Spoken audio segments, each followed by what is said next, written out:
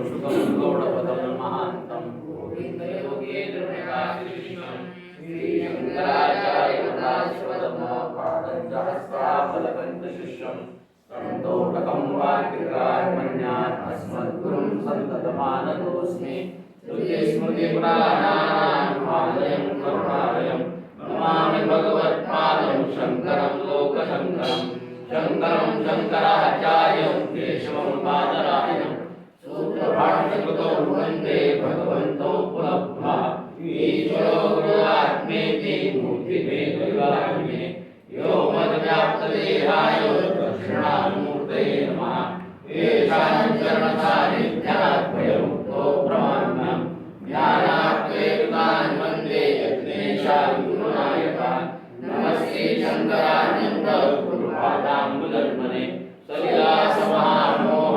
ग्राहग्राहसैककर्मणे सर्वतन्त्राय सदात्माद्वैतवेदिने श्रीमते शङ्कराचार्य वेदान्तगुरवे नमः वसुदेवसुतं देवं कंसचाणूरवर्धनं देवकी परमानन्दं कृष्णं वन्दे जगद्गुरुम् ॐ नमो धियाय वेदप्रतिपाद्य जय जय सुसंवेद्या आत्मरूपा जे बोलण्याचे हिंदता माईकडे फलिया अक्षराची वार्ता तरी ते वाचाची केली कल्पलता विवेकाची. आता हे पण गुरूंचंच मेहमान सांगत आहे की सामान्य माणूस जसं आपल्या वाणीच्या बाहेर पडून शब्दाच्या अरण्यात फिरतो, कितीतरी फिरलं, कितीतरी भटकलं, काहीतरी केलं, काय होतं म्हणाले त्याने किंवा सामान्य मनुष्याचं जितकं काही वाङ्मय वाचलं तरी सुद्धा त्यामध्ये कोणालाही एक वाक्य तरी फळलं आहे असं कोणाचे कानावर येत नाही म्हणाले.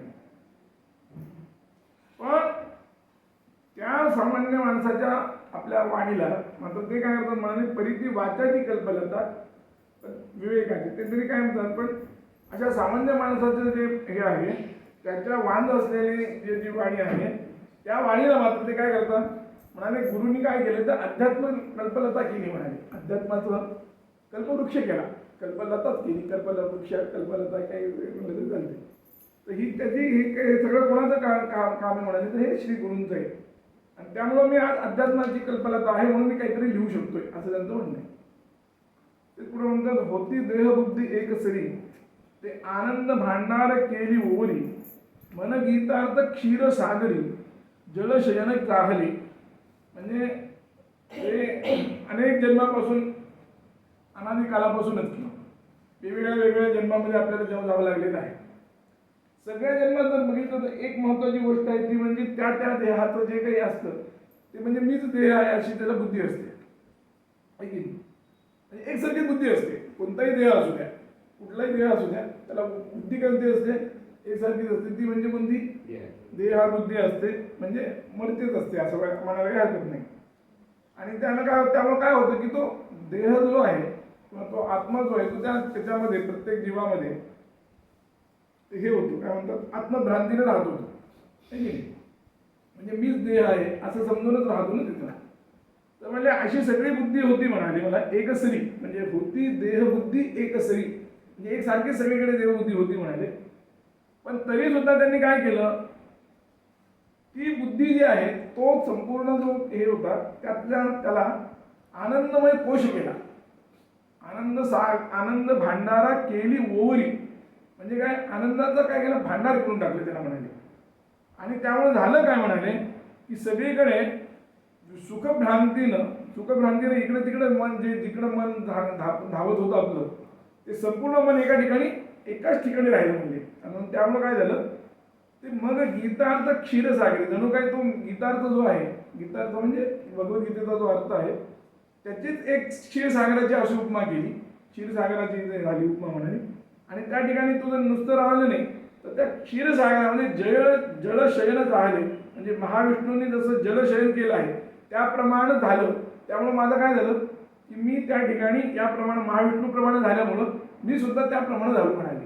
असे त्यांनी एक हे केलं. म्हणजे मन गीतार्थ क्षीरसागरी म्हणजे माझं मन जे आहे ते पूर्ण गीतार्थ रूपी क्षीरसागराच्या ठिकाणी महाविष्णूने जे शयन केले त्या ठिकाणी लागलं, असं त्याचा अर्थ आहे सगळं.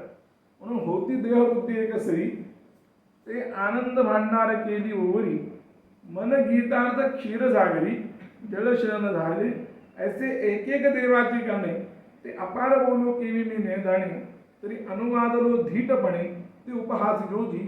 म्हणजे तरी सुद्धा काय असं जर विचार केला तर पुष्कळ त्यांनी आपलं म्हणजे गुरुदेवांनी किंवा गुरूंनी अत्यंत अघटित अशा खूप लीला केल्यात म्हणाले. हे एकच नाही, अशा खूप लीला आहेत म्हणाले. त्यानंतर त्याचा विचार करायला गेला तर ते म्हणजे अनंत अशा लीला असल्यामुळे त्या सगळ्या लीलांचं काही मी आपल्याप्रमाणे वर्णन करू शकत नाही म्हणाले. तरी सुद्धा थोडं फार का होईना धैर्यानं अगदी तरी अनुवादलो धीटपणे, म्हणजे थोडंफार अनुवाद केलाय म्हणाले, बाकी काही नाही. तरी धैर्याने अनुवाद वाजवले, तेवढं माझं सहज करा म्हणाले, माझं सहन करा असं ते म्हणतात. ते स्वतःहून म्हणते ना. आता आपलेली कृपा प्रसादे मिया भगवद्गीता ओवी प्रबंधे पूर्वखंड विनोदे वाखाणिले. आणि आपल्याच कृपा प्रसादानं आतापर्यंत काय केलं आहे तर ओवी छंदामध्ये हे सगळं लिहिलेलं आहे. ओवी छंदामध्ये लिहिलंय आणि त्यामध्ये 1 ते 9 अध्यायापर्यंत संपूर्ण टीका ग्रंथ काम केलेला आहे. त्याच्यावर 1 ते 9 अध्याय जे आहेत ते सगळे ओवी छंदामध्ये लिहिलेले आहेत आणि इथूनही पुढे ते ओवी छंदातच लिहिणार आहेत. पण म्हणजे आता त्या सगळ्याला काय म्हणायचं म्हणजे पूर्वखंड म्हणायचं म्हणाले, म्हणजे 1 ते 9 अध्याय झाले ना, म्हणून तो पूर्वखंड झाला म्हणाले. आणि जे सांगितलेलं आहे म्हणाले ते कशासाठी नाही, स्वात्म सुखासाठी सांगितलेलं आहे, दुसऱ्या कोणासाठी नाही सांगितलेलं. काय केले, स्वात्म सुख म्हणजे स्वात्म सुखासाठी एवढा सगळा विनोद केलेला आहे, बाकी काही नाही म्हणाले. अशी सगळी स्थिती आहे. मग आता पुन्हा एकदा ते 1 ते 9 अध्याय सगळा विषाद हे करतात. एक काय काय होतं म्हणजे प्रथमी अर्जुनाचा विषाद, दुजी बोलीला योग विशुदू, परी सांख्य बुद्धीची भेदू दावून या. पहिल्या अध्यायात काय सांगितलं म्हणाले तर पहिल्या अध्यायामध्ये अर्जुनाचा विषाद योग सांगितला. दुसऱ्या अध्यायात सांगितलं सांख्य योग आणि बुद्धियोग या दोघांचा संपूर्णपणे हे केला, काय म्हणतात त्याला, भेद करून दाखवला, म्हणजे स्पष्टपणे करून दाखवला. म्हणून परी सांख्य बुद्धीचे भेदू दावून या. त्याच्यानंतर तिची केवळ कर्म प्रतिष्ठिले, तेची चतुर्थी ज्ञानेशी प्रगटिले, पंचमी गव्वरीले योग तत्व. त्यांनी सांगितलं पुन्हा तिसरा जो अध्याय आहे त्याच्यामध्ये संपूर्णपणे काय केलं तर निष्काम कर्मयोग सांगितला, तिची केवळ प्रतिष्ठिले. आणि तसंच प्रमाणे म्हणाले चौथ्या अध्यायामध्ये काय केलं तर निष्काम कर्म ज्ञानासह हे केलं सांगितलं. आणि 5व्या अध्यायामध्ये काय सांगितलं असेल तर ते म्हणजे अष्टांग योगांचा सिद्धांत गूढ अभिप्रायाने सांगितलं आहे, अशी सगळी सांगितली. त्याच्यानंतर तेची षष्टा मागी प्रगट, आसना लागोनी स्पष्ट, जीवात्म भाव एक वाट होती जेणे. त्याच्यात पुन्हा त्यांनी सांगितलं की जो 6वा अध्याय आहे त्याच्यामध्ये काय केलं म्हणाले तर संपूर्णपणे आसनापासून ते समाधीपर्यंत जेवढं काही योगात चांगलं आहे ना ते सगळं सांगितलं म्हणाले.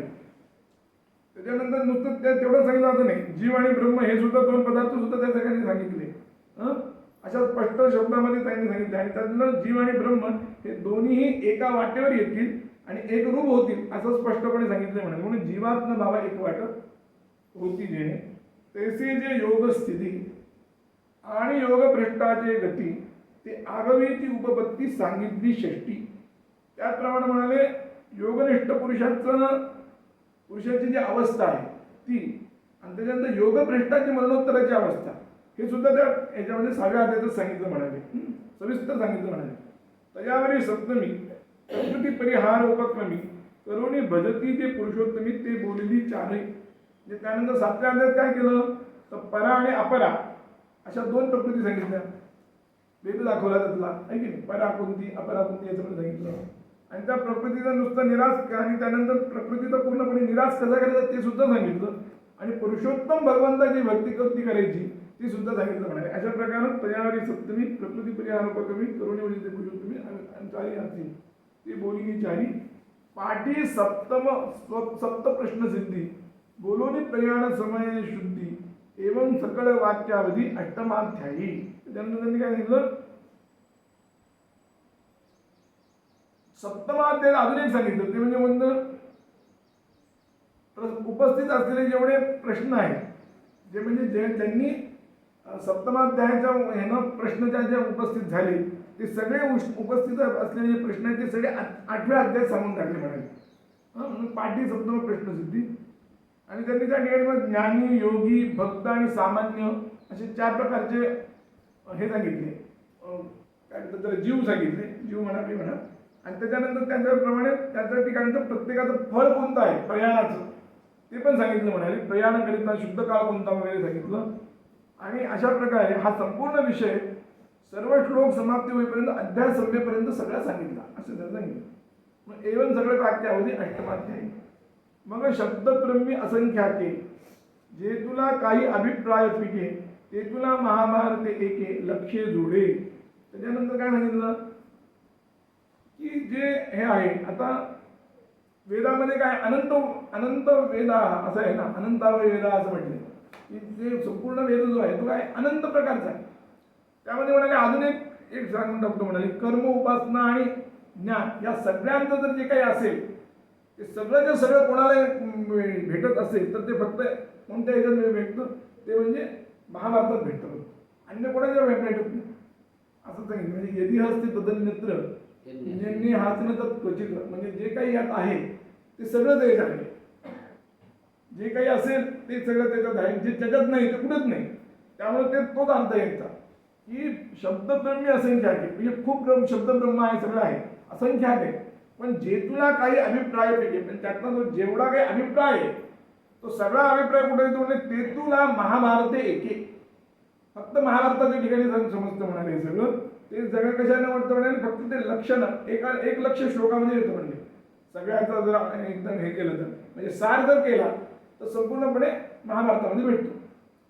म्हणजे त्याच्यानंतर ती अगवाची जे महाभारती ते लाभे कृष्णार्जुन वचनोक्ती आणि जो अभिप्रावो साते शती तो एकलाची नवमी. आणि त्यातल्या त्यात काय म्हणाले आता म्हणजे वेदामध्ये कर्म, उपासना आणि ज्ञान हे तिन्ही आहेत त्यात काही संशय नाही. आणि संपूर्णपणे 1 लक्ष श्लोकात सापडतं हे पण आहे. पण त्यातही पुन्हा अजून म्हणाले संपूर्ण पर्वाचं 18 पर्व जर तुम्हाला वाचन होत नसेल तर काय करा म्हणाले फक्त कृष्णार्जुनाचा संवाद पाहा म्हणाले. आणि त्यातही पुन्हा म्हणाले अभिप्राव 700 म्हणजे 700 श्लोकामध्ये जेवढा अभिप्राय आहे तेवढा सगळा अभिप्राय म्हणजे फक्त तो एकलाची नोंदी तो फक्त एका 9व्या अध्यायात होऊन सापडतो म्हणाले. बस काही करत नाही. म्हणजे सगळ्याचं जर खरं काढलं तर 9व्या अध्यायामध्ये सगळं आहे म्हणाले. म्हणून नवमीची या अभिप्राया सहसा मुद्रा लावावया विहाला मी वाया गर्व का करू. म्हणून काय म्हणाले की 9व्या अध्यायाचा जे अभिप्राय आहे तो संपूर्णपणे खरं म्हणजे मी अत्यंत शिक्कामोर्तबपणानं सांगितलं मिळाले. पण तरी सुद्धा जो सांगितलेला आहे तो आपण स्वतः काही गर्व करू नये. त्याचं कारण काय म्हणाले कारण की सहसा मुद्रा लावायला कारण आपण एखादं शिक्कामोर्तब केलं आहे असं सांगू नये म्हणाले आपण. म्हणून त्यांनी सांगितलं की मराठी भाषेत त्याचा गीताचा अर्थ चांगल्या पद्धतीने सांगितलं आहे की असं जे सांगतोय ते सुद्धा वस्तुतः अभिप्राय करू नये म्हणाले फार म्हणून सांगतो म्हणाले.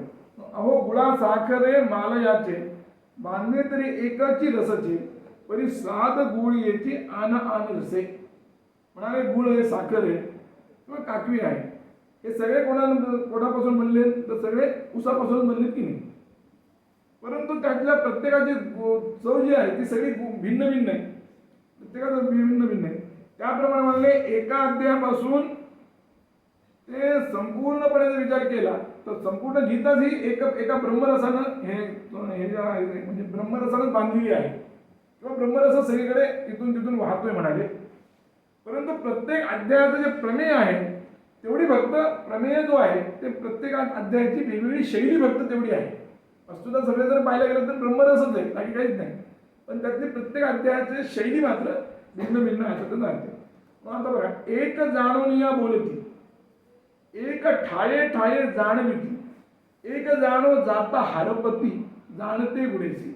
आता याचा काय अर्थ माहिती का ही जी काय म्हणले प्रत्येक अध्यायामधली जी प्रमेय आहे ती प्रमेय जी आहे ती वेगवेगळी आहे किंवा त्यातला जी शैली आहे ती वेगवेगळी आहे. तर ती शैली कोणती आहे तर त्यांनी 3 प्रकारची शैली सांगितली त्यांनी. पहिली अध्याय म्हणजे एक जाणूनिया बोलती म्हणजे काय म्हणजे ज्यानं स्वतः जाणून ते बोलतात असा त्याचा अर्थ. म्हणजे काय तर पहिल्या अध्यायापासून 6व्या अध्यायापर्यंत त्यामध्ये तत्पद वाच्य याचा अर्थ आहे हा. पहिल्या अध्यायापासून 6व्या अध्यायापर्यंत जे काही आहे ते म्हणजे कोणतं, तर म्हणाले जीवाचं जे वाच्य आहे आणि जे लक्ष आहे ते सांगितलेले म्हणाले. म्हणजे वाच्य काय, त्वम, त्वम पदवाच्य. तर त्याचा अर्थ आहे त्वम म्हणजे काय, तर तुमचं जे त्वम म्हणजे फक्त तू सामान्यपणे वाच्यार्थाचं काय होतं की अल्पज्ञत्व इत्यादी ह्याच्या ठिकाणी त्याचा वाच्यार्थ होतो. अल्पज्ञत्व विशिष्ट जीव असा वाच्यार्थ होतो. आणि लक्षार्थ काय होतो, काय होतं लक्षार्थ काय होतो म्हणलं तर त्यातलं जे अल्पज्ञत्व आहे ते सगळं सोडून जातं आणि फक्त चैतन्य राहतं फक्त. तर ते म्हणले म्हणून जो अज्ञानावस्थेत आहे म्हणजे ज्यांना भीष्म अर्जुन वगैरे वगैरे नावं धारण केलेली आहेत त्या देहाच्या उपाधीने युक्त होऊन संसार, सकाम कर्म, निष्काम कर्म, भक्ती, ज्ञान वगैरे जे काही असेल ते सगळं त्याच्या ठिकाणी असतं. त्या साधनाचा जो अधिकारी असतो तो झाला जीवाचा जो आहे तो सर्व वाच्य स्वरूप झाला. आणि तो जीव ज्ञान झाला असता कसा असतो, स्थितप्रज्ञ असतो, नित्य संन्यासी असतो आहे की नाही. स्थितप्रज्ञ वगैरे सगळे सांगितले ना लक्षण, कृतार्थ होतो. हे सगळं झालं ते जाय ते त्याचं काय ते जीवाचं काय लक्षात आहे. हा पहिला अध्याय झाला. म्हणून हे सगळं झालं 1 ते 6 अध्यायापर्यंत अशा प्रमाणे सांगितले म्हणाले. काय एक जाणून या बोलते. आता एक ठाये ठाये जाणते. आता हा दुसरा अध्याय ते कुठपर्यंत म्हणाले 7व्यापासून 12व्या अध्यायापर्यंत. तो काय प्रत्येक ठिकाणी ठाई ठाई सांगतो म्हणाले. तोही कसा आहे म्हणाले तर ते आहे ते ईश्वराचं सांगतात. ते ईश्वराचं वाच्य आणि स्वरूप वाच्यार्थ आणि लक्ष स्वरूप सांगतात म्हणा. लक्षार्थ सांगतात म्हणजे काय, ईश्वर हा जगत कारण आहे, कीर्तनीय आहे, त्याच्यानंतर नमस्कार्य आहे, उपास्य आहे, विश्वरूप आहे, भक्तिप्रिय आहे. हे सगळं काय हे तटस्थ लक्षण आहे. हे सगळ्यात काय तटस्थ लक्षण आहे. कोणतंही एक जरी घेतलं तरी काही सगळ्यांचं तटस्थ लक्षण आहे. या तटस्थ लक्षणाच्या द्वारा त्याचं पूर्णपणे काय करतात स्वरूप समजतात म्हणाले. आणि त्याच ईश्वराला तो व्यापक आहे, तो असंग आहे, तो अनादी आहे, तो निर्गुण आहे, तो अव्यय आहे, असं जे सगळं आहे हे त्याचं काय हे त्याचं स्वरूप लक्षण आहे. आणि ते कशाला लाभतं म्हणाले ते लक्षार्थानं लाभतं. म्हणजे तत्त्वम असी यातलं त्वम याचा पहिला यांनी असा केला की 1 ते 6 अध्याय जे आहे ते त्वम या त्वमचं जीवाचं संपूर्ण स्वरूप सांगितलं. आणि तत् यातलं जे आहे ते 5 ते 12व्या अध्यायापर्यंत सांगितले. त्यामुळे स्वरूप लक्षणाच्या द्वारा सगळ्यांना ते सांगतात म्हणाले. म्हणून काही ठिकाणी पुढे त्यातही असे काही लोकांमध्ये अपरोक्ष वृत्तीला जाणवतात. अपरोक्ष वृत्ती म्हणजे प्रत्यक्ष वृत्ती म्हणजे प्रत्यक्ष म्हणून आहे पण मी सांगतो तुम्हाला की त्याशिवाय जमणार संबंध नाही म्हणून. खरं म्हणजे अपरोक्ष वृत्ती आणि परोक्ष वृत्ती असं जे आहे त्यामध्ये महत्त्वाचं आहे की पूर्णपणे वेदांतामध्ये कुठेही अपरोक्ष म्हणजे हे नाही सांगितलं, प्रत्यक्ष असं नाही सांगितलं. ते अपरोक्ष वृत्ती असंच सांगतात. पण ते आपल्याला समजत नाही ना. आपल्याला काय वाटतं की ईश्वरजन्य जे आहे ईश्वर ज्ञान ते आपल्याला आपल्यासारखंच होतं असं नाही होत. ते फक्त अपरोक्ष असतं एवढंच त्याचा अर्थ आहे. म्हणून त्यांनी सांगितलं की ज्या श्लोकामध्ये समजा तत्शब्द आहे तत्शब्दाने जिथं जिथं निर्देश केला ते सगळे जे श्लोक आहेत ते सगळ्या अपरोक्ष वृत्तीनं ते सांगतात. आणि जिथं अपरोक्ष वृत्ती नाही ज्यांनी तो तत्शब्दांनी जो प्रयोग केलेला आहे तो सगळा परोक्ष वृत्तीने केला. आणि अस्मद या शब्दाने जिथं जिथं प्रयोग झाला आहे तो मात्र अपरोक्ष वृत्तीने झाला. म्हणजे कसं म्हणाले उदाहरणार्थ सतम पुरुषम उपैति दिव्यम इथं सतम तम या ठिकाणी याचा अर्थ सांगण्याचे की हे सगळे दिव्य पुरुषाला प्राप्त होतात असं सांगितलं की नाही. तर ते काय झालं तो झाला तत्पदानं सांगितलं आहे म्हणून हे झालं परोक्ष वृत्तीनं. आणि अपरोक्ष वृत्तीनं कुठे गेला मामे वैश्यसी कोणते प्रतिजानी प्रियोसिनी वगैरे या सगळे जे त्या सगळ्या ठिकाणी काय केलं माम शब्दाने संग्रह केला म्हणून तो अस्मद शब्दाने केला म्हणून तो अपरोक्ष वृत्तीनं हे झालं त्या. म्हणजे सारांश काय आहे तर 7 ते 12 अध्यायापर्यंत वाच्य व लक्ष्य हे दोन्ही अर्थाने किंवा भज्य व ज्ञेय असंही केलं तरी चालू शकतं. या रूपाने ईश्वराचा निर्देश केला आहे. म्हणून झाले हा सगळा जो आहे तो एक एक ठाये ठाये जाणती या शब्दाचा अर्थ आहे.